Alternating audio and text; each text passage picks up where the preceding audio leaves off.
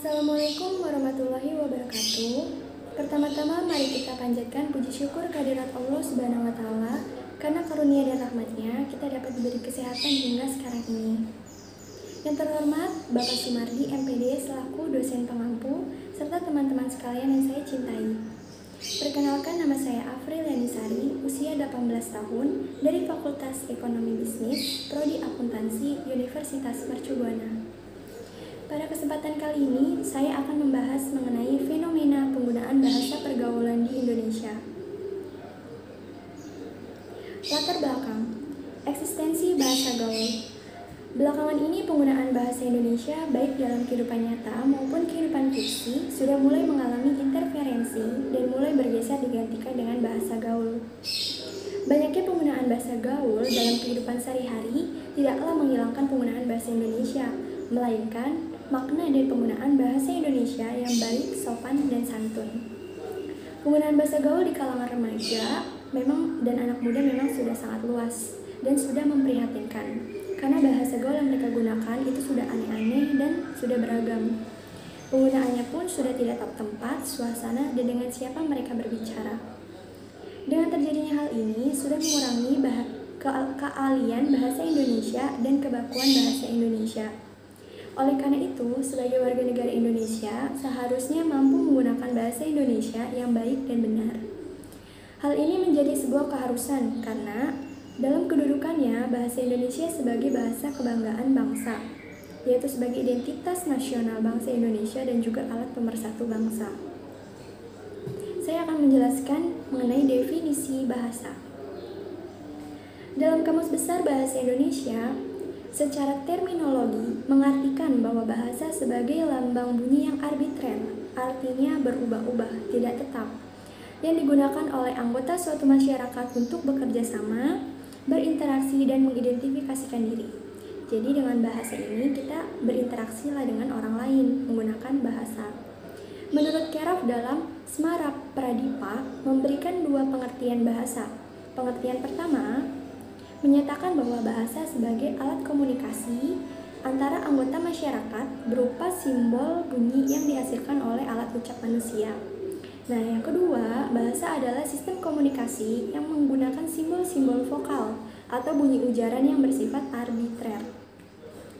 Nah, dari pendapat Keraf di atas, dapat kita simpulkan bahwa bahasa adalah kunci pokok bagi kehidupan manusia. Nah, karena dengan bahasa, orang bisa berinteraksi dengan sesamanya, dan bahasa juga merupakan sumber daya bagi kehidupan bermasyarakat. Selain itu, bahasa juga mencakup sistem lambang bunyi yang arbitrer dan sistem bunyi yang memiliki arti serta makna. Kemudian, fungsi bahasa. Saya akan menjelaskan mengenai 4 fungsi bahasa. Pertama, fungsi ekspresif. Jadi, artinya bahasa ini dapat digunakan untuk mengekspresikan ide, gagasan, dan juga pengalaman. Contohnya dalam puisi, seorang pengarang mengekspresikan ide, gagasan, serta pengalamannya dalam sebuah kata, dalam sebuah tulisan per bait. Nah, itulah yang disebut puisi. Jadi fungsi bahasa yaitu sebagai fungsi ekspresif. Yang kedua, fungsi estetis. Nah, bahasa ini merupakan media yang indah sebagai untuk menyampaikan pesan. Nah, ini biasanya digunakan dalam bentuk karya sastra. Yang ketiga, sistem informatif. Artinya bahasa dapat digunakan untuk menginformasikan sesuatu kepada orang lain. Yang keempat adalah fungsi alat fungsional.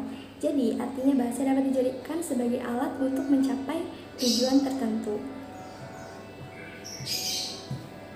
Kemudian, eksistensi bahasa gaul atau disebut juga bahasa prokem. Jadi bahasa gaul itu disebut juga bahasa prokem.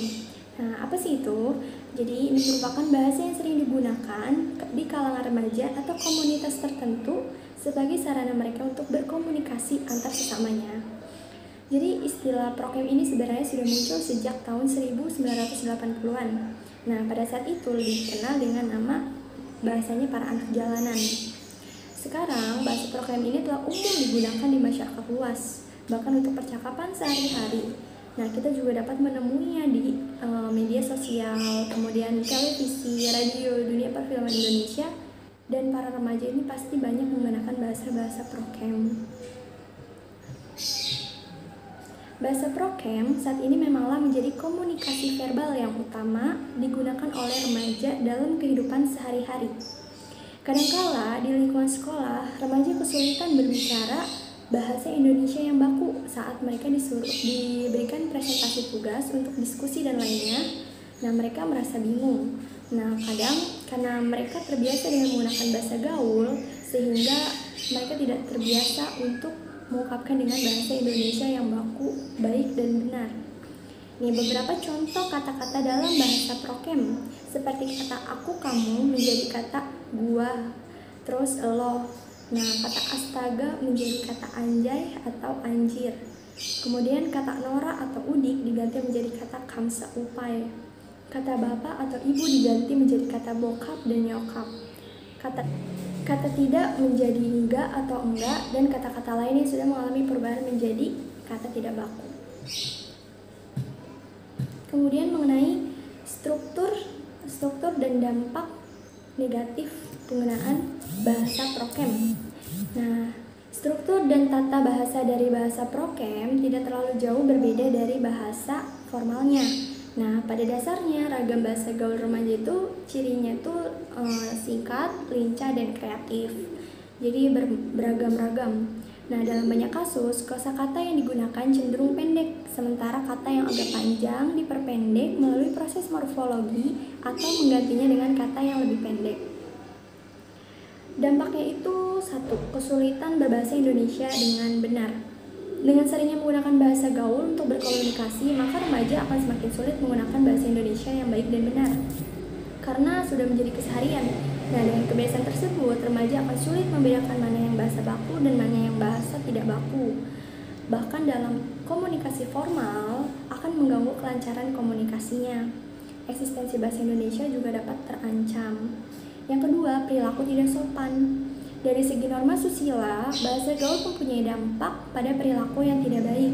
Contohnya, bila digunakan pada orang yang lebih tua akan tidak sopan karena keluar dari tatanan norma dan sopan santun.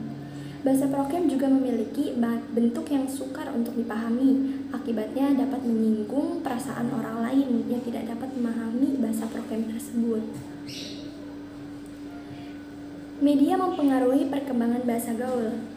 Ya, terlihat dari contoh struktur bahasa gaul, media sangat berpengaruh terhadap penggunaan bahasa gaul, khususnya situs-situs jaring sosial seperti Instagram, Facebook, YouTube, Twitter, dan masih banyak yang lainnya.